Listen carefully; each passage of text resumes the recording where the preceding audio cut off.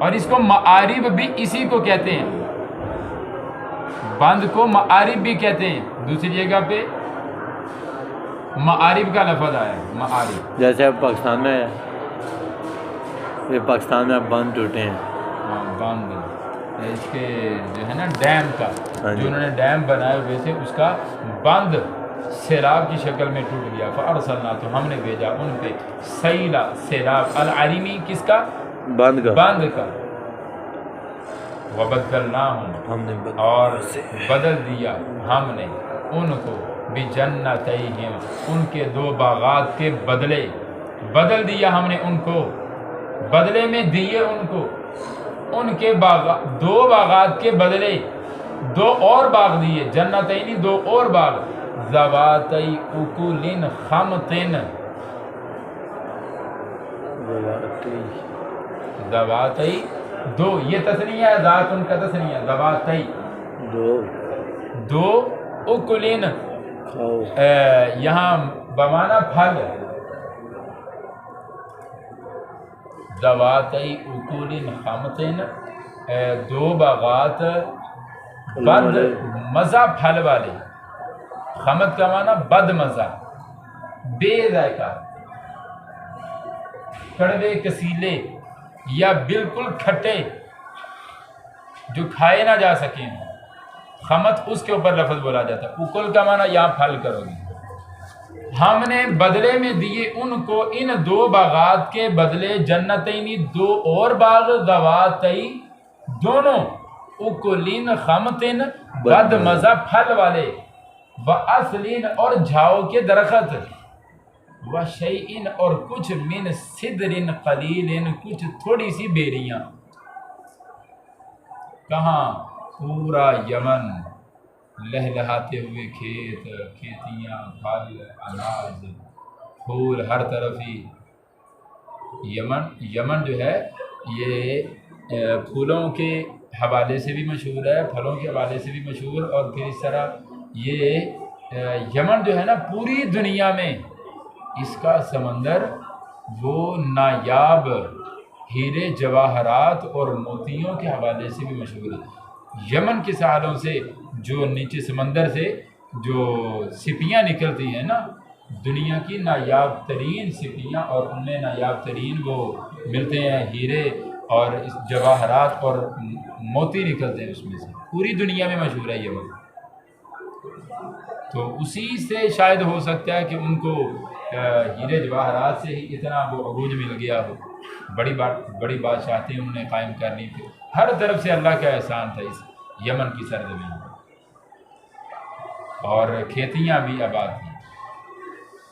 تو اس کے بدلے ہم نے دیے دو باغات کے بدلے دو اور باغ، ذوات اکل خمط، کیا مانا؟ دو بدمزہ بدمزہ پھلوں والے، واصلین اور جھاؤ کے درخت والے، وشیئن من صدر قلیل اور کچھ تھوڑی سی بیریاں۔ اب یہی کچھ باقی رہ گیا، یعنی اس سیلاب کے آنے سے کیا ہوا؟ سب کچھ برباد ہو گیا، جیسے سیلاب آتا ہے تو ہر چیز تباہ ہو جاتی ہے۔ جھاؤ، یہی جھاؤ جو ہوتا ہے، جھاڑیاں وغیرہ، ذالک یہ جو ہم نے دیا بدلے میں، کیوں ہم نے بدلہ الٹ کیوں دیا؟ یہ جزیناہم ہم نے بدلہ دیا ان کو بیما، اس سبب سے باسبب دیا جو کفر انہوں نے ناشکری کی، وہل نجازی اور ہم نہیں دیتے یہ بدلہ الا الکفور مگر بہت ہی ناشکرے لوگوں کو، جو بہت ہی ناشکرے ہو جائیں۔ ایک تو ہے کہ نعمتیں کھاتا ہے زیادہ لیکن تھوڑا بہت شکر بھی باقی ہے، ایک وہ قوم ہے، تو انفرادی طور پہ نہیں دیکھا جاتا کہ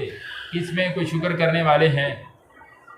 بلکہ اجتماعی طور پہ دیکھا جاتا ہے کہ سارے ہی اکثریت ان کی ناشکروں کی ہو گئی، کافروں کی ہو گئی، تو پھر اللہ کا عذاب آتا ہے، اور پھر ان پر جو عذاب اللہ کا آیا ہے، اللہ نے ان کا ملک تباہ کر دیا سیلاب کے ساتھ، یہ اس وجہ سے کیا وہ ناشکری کرنے والے، اور یہ بدلہ اللہ نے فرمایا ہم دیتے کس کو ہیں؟ ناشکری کرنے والوں کو دیتے ہیں، ایسے نہیں، ظلم نہیں کرتا، وما ربک بظلام للعبید۔ بندوں پہ ظلم نہیں کرتے، بندے ہی پہلے کرتے ہیں غلط کام اور اس کے بدلے پھر اللہ ان کو عذاب میں مبتلا کرتا ہے۔ وجعلنا بینہم وبین القری التی، اور ہم نے بنایا ان کے درمیان، وبین القری اور دوسری بستیوں کے درمیان، التی ایسی بستیاں، بارکنا فیہا جن میں ہم نے برکت رکھی۔ ہم نے کیا ان کے درمیان رکھا؟ قرآن ظاہرتاً،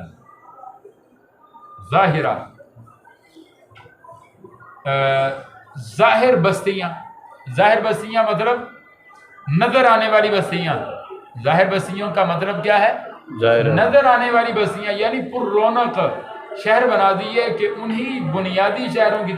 اب دیکھو نا بھائی، ملک پاکستان میں کراچی بڑا شہر سمجھا جاتا ہے، لاہور بڑا شہر ہے، فیصل آباد بڑا شہر ہے، حالانکہ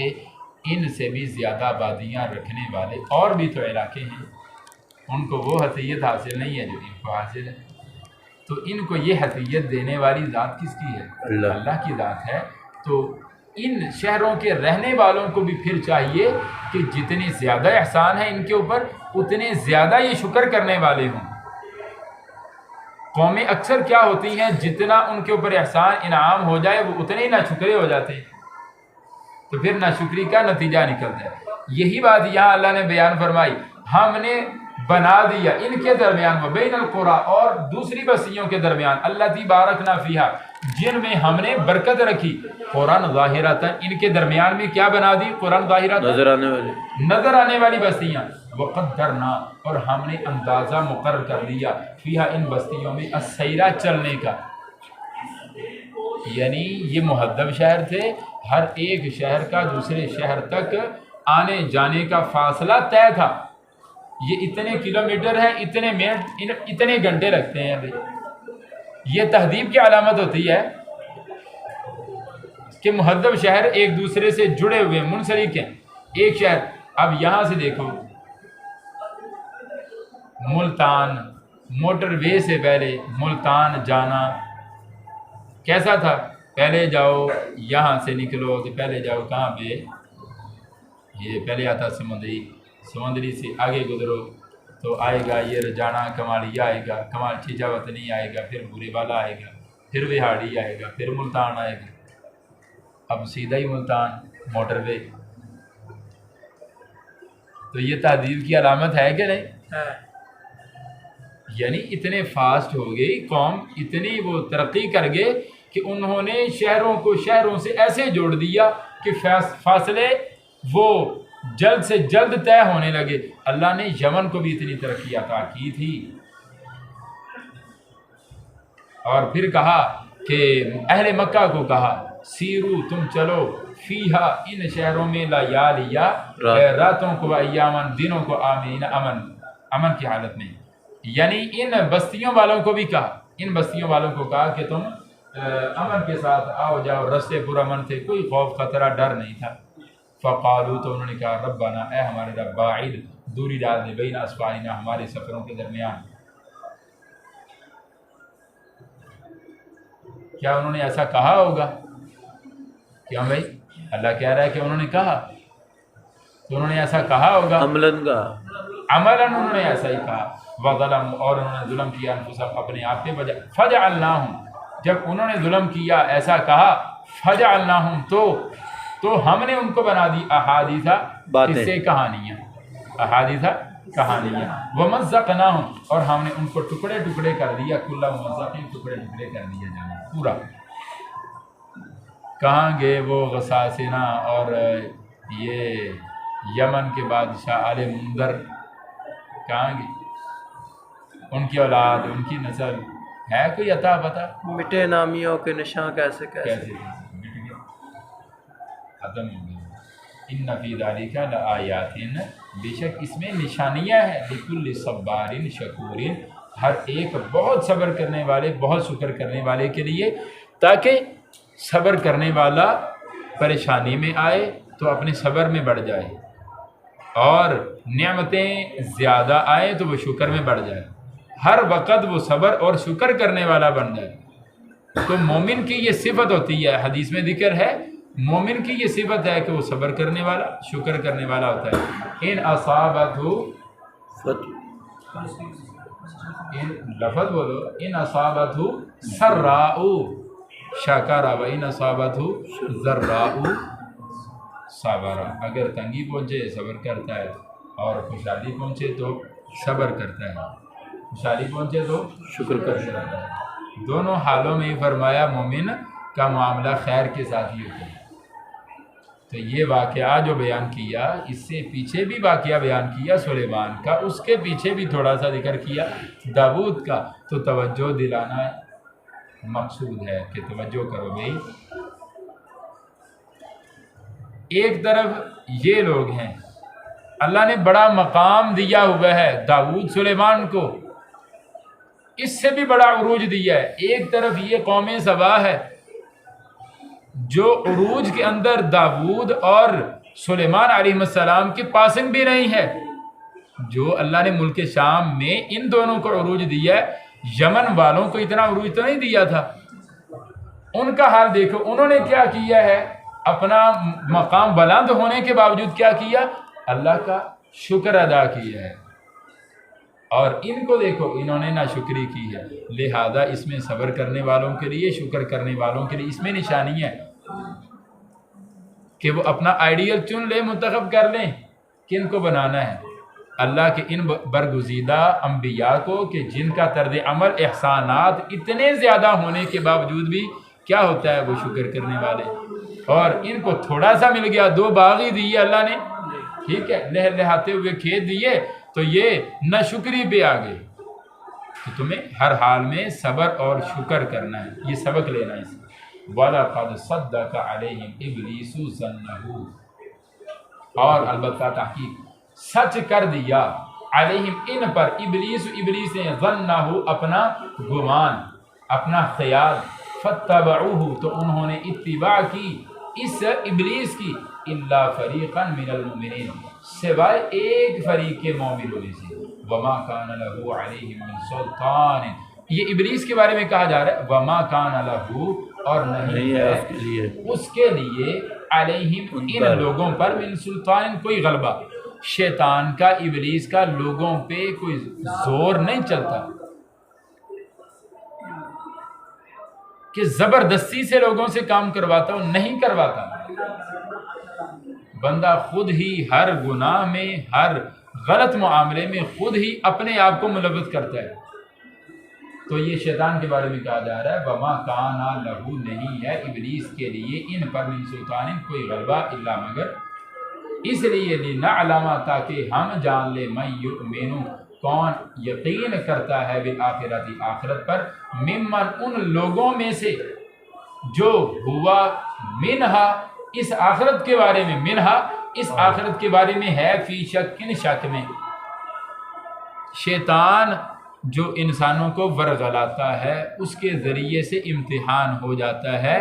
کس کا؟ یقین کرنے والوں کا اور یقین نہ کرنے والوں کا۔ جو یقین کرتے ہیں آخرت پہ ان کا امتحان ہو جاتا ہے، اور جو یقین نہیں کرتے ان کا۔ وَرَبُّكَ عَلَى كُلِّ شَيْءٍ حَفِيظٌ، اور تیرا رب ہر ایک چیز پر نگران ہے، محافظ ہے۔ قل کہہ دیجئے ادعوا الذین، ان لوگوں کو کہیں، یہ مشرک نہیں، ادعو تم پکارو الذین ان لوگوں کو، زعمتم جن کا تم نے گمان کیا ہے، دعویٰ کیا ہے، من دون اللہ اللہ کے سوا، ان ہستیوں کو پکارو، وہ ہستیاں لا یملکون نہیں وہ مالک، مثقال ذرۃ، مانا کرو ایک ذرہ برابر، فی السماوات آسمانوں میں، نہ آسمانوں میں نہ زمین میں، وما لہم فیہما، اور نہ ہی ہے ان کے لیے، فیہما ان دونوں میں، آسمان اور زمین میں، من شرکن کوئی حصہ، کوئی حصہ، شراکت داری مطلب کوئی حصے داری، کوئی ساجھے داری ہو ان کی، نہ وہ ہے، وما لہو منہم، اور نہ ہی ہے اس کا، منہم ان میں سے، من ظہیرن کوئی مددگار، اللہ کا کوئی مددگار بھی نہیں تھا، نہ تو حصے داری ہے ساجھے داری، اور نہ ہی ساجھے داری سے ہٹ کے کوئی مدد اور تعاون ہی ہے جن ہستیوں کو انہوں نے ہستیاں بنایا ہوا ہے، والا اور پھر جب بات آ جاتی ہے پھر بھی کیوں پکارتے ہو ان کو؟ کہتے ہیں یہ اللہ کے مقرب بندے ہیں، یہ سفارشیں کرتے ہیں، اور اسی وجہ سے تو ہمارا نظام چلا ہوا ہے، ہمیں روٹیاں ملتی ہیں ان کے صدقے سے، ان کے صدقے سے اللہ ان کو دے رہا ہے، یہ ہمیں دے رہے ہیں۔ اگر ہم ان کو راضی نہیں کرتے تو یہ اللہ سے ہمیں لے کے کیسے روٹیاں دیں گے؟ آج کے لوگ بھی جاہل ہیں بیچارے، یہی کہتے ہیں، اللہ نے اس کا جواب دیا۔ قبر پر ایک بیٹھا ہوا تھا، پوسٹ لگی تھی، اس نے کہا اے قبر والے مجھے شفا دے دے، کہتا اندر سے اس نے آواز دی، اس نے کہا بھائی میں بیمار تھا اسی لیے مر گیا تھا۔ ہاں شفا دے دے، میرا پتر مر گیا زندہ کر دے، وہ خود بیچارہ فوت ہو گیا، کیا دے گا؟ ٹھیک ہے جو نیک ہیں نیک ہیں، لیکن نیکی تقوی کا یہ مطلب نہیں ہے کہ وہ فوت ہونے کے بعد تمہاری بگڑیاں بنانا شروع ہو جاتے ہیں، یہ تو واضح طور پہ قرآن و حدیث کے خلاف ہے یہ بات۔ اچھا مشرک کہہ رہے ہیں، مشرک کہتے ہیں کہ یہ سفارش کریں گے، اللہ فرماتے ہیں وَلَا تَنْفَعُ الشَّفَاعَةُ، نہیں فائدہ دے سکتی سفارش عندہ اس اللہ کے پاس، الا مگر لمن اس شخص کے لیے آذینا وہ اجازت دے، لہو جس کے لیے، دو باتیں آ گئیں، دو باتیں آ گئی، دو باتیں، آذینا وہ اجازت دے، لہو جس کے لیے، پہلے نمبر پہ تو اس کی اجازت ہونی چاہیے، دوسرے نمبر پہ جس کے لیے اس نے اجازت دی ہے اسی کے لیے ہوگی، اسی کے لیے سفارش بھی کر سکتا ہے۔ تو اللہ نے تو کسی کے لیے بھی نہ تو اجازت نامہ ان کو دیا کہ سفارشیں کرو بھائی سب کی، کوئی اللہ نے اختیار نہیں دیا ان کو، اور نہ یہ کہا کہ فلاں فلاں بندوں کی سفارش کر سکتے ہو، کوئی اختیار نہیں ہے، حتیٰ یہاں تک کہ یہ تو بیچارے ایک طرف رہے، یہ بیچارے یہ تو یعنی کمزور انسان ہے، ان سے بھی بڑے مقرب فرشتے، ہستیاں جن کے پاس کچھ اختیارات ہیں، یعنی زمین و آسمان کا نظام چلانے میں اللہ نے ان کو مقرر کر رکھا ہے، ڈیوٹیاں لگائی ہوئی ہیں، وہ مقرر فرشتے بھی، اختیاروں والے فرشتے بھی، حتیٰ یہاں تک کہ اذا فزع جب گھبراہٹ دور کی جاتی ہے، فازع یفزع کا معنی ہوتا ہے گھبرانا، فازع یفزع کا معنی کیا ہوتا ہے؟ گھبرانا، اور فزع یفزع کا معنی ہوتا ہے گھبراہٹ دور کرنا، سلب ماخذ ہو گیا، گھبراہٹ دور کرنا، حتیٰ یہاں تک کہ اذا فزع جب گھبراہٹ دور کی جاتی ہے، عن قلوبہم ان کے دلوں سے، قالو وہ فرشتے پوچھتے ہیں ماذا کیا، قالا کہا ہے، ربکم تمہارے رب نے، یہ حدیث میں بھی ہے نا، حدیث میں بھی ہے صحیح حدیث میں کہ فرشتے جب اللہ تبارک و تعالیٰ کوئی کلام کرتے ہیں تو سارے فرشتے بے ہوش ہو جاتے ہیں، حتیٰ کہ جبریل علیہ السلام آتے ہیں، فرشتے تب ہوش میں آتے پوچھتے ہیں کہ کیا کہا تمہارے رب نے، اور حدیث میں ہے کہ جب اللہ کی کلام ہوتی ہے تو آواز ایسے ہوتی ہے، آواز میں جھنجھناہٹ ایسے ہوتی ہے جیسے کسی صاف ملائم پتھر پہ وہ کوئی بھاری زنجیر ایسے ماری جائے، پڑتی جائے، زنجیر ماری جائے تو ایسی جھنکار ہوتی ہے اللہ کی آواز میں، زلزلہ ہوتا ہے آواز میں، رعب ایسا طاری ہوتا ہے، فرشتے بے ہوش ہو جاتے ہیں، اور یہ کہہ رہے ہیں یہ انسان مرنے کے بعد سفارشیں کر رہے ہیں، مجال نہیں ہے وہاں پہ کسی کی، یہ مقرب فرشتے بے ہوش ہو جاتے ہیں اس کی کلام سن کے، اور یہ دن رات ہم کلام ہے ٹیلی فون جڑا ہوا ہے، قالو تو وہ آگے سے فرشتے کہتے ہیں، قالو وہ کہتے ہیں الحق جو اللہ نے کہا وہ حق ہی کہا ہے، وَهُوَ الْعَلِيُّ الْكَبِيرُ اور وہ اللہ بہت بلند بہت بڑا ہے، قل کہہ دیجئے مَن يَرْزُقُكُمْ کون رزق دیتا ہے تمہیں آسمانوں سے زمین سے، قل کہہ دیجئے اللہ اللہ، خود ہی ان سے پوچھئے اور خود ہی جواب دیجئے اللہ ہی دیتا ہے، وَإِنَّا اور ہم وَإِيَّاكُمْ اور تم لَعَلَىٰ هُدًى البتہ یا تو ہدایت پر ہے، او فی ضلال مبین یا کھلی گمراہی میں، یعنی ایک گروہ ہم میں سے، لازم بات ہے دونوں صحیح نہیں ہے، ہم میں سے ایک یا تو ہم یا تم، کوئی تو ہے گمراہی پہ کوئی تو ہے ہدایت پہ، دونوں نہ تو گمراہ ہو سکتے ہیں نہ دونوں ہدایت پر ہو سکتے ہیں کہ ہم بھی ٹھیک تم بھی ٹھیک، ایسے نہیں، کوئی ایک تو واضح طور پہ گمراہی پہ ہے اور کوئی ہدایت پہ ہے، قل کہہ دیجیے لا تسألون نہیں تم سے پوچھا جائے گا، اما اجرمنا اس کے متعلق جو ہم نے جرم کیا، وَلَا نُسْأَلُ اور نہ ہم سے پوچھا جائے گا عَمَّا تَعْمَلُونَ اس کے بارے میں جو تم عمل کرتے ہو۔ تمہارا عمل الگ ہے، تمہارا کام الگ ہے، ہمارا کام الگ ہے، دو مخالف چیزیں ہیں، ایک ان میں سے ضرور حق ہے۔ اور پھر دوسری بات یہاں جو کہی، تم اپنا کام کرو ہم اپنا کام کر رہے ہیں۔ تمہارے عمل کے بارے میں عمل کے بارے میں تو اللہ پوچھے گا نا، ہر ایک سے پوچھے گا، لیکن ایک کے عمل کا دوسرے سے نہیں پوچھے گا، وہ خود ہی حساب لے لے گا ہر ایک سے۔ سمجھ آئی یہ بات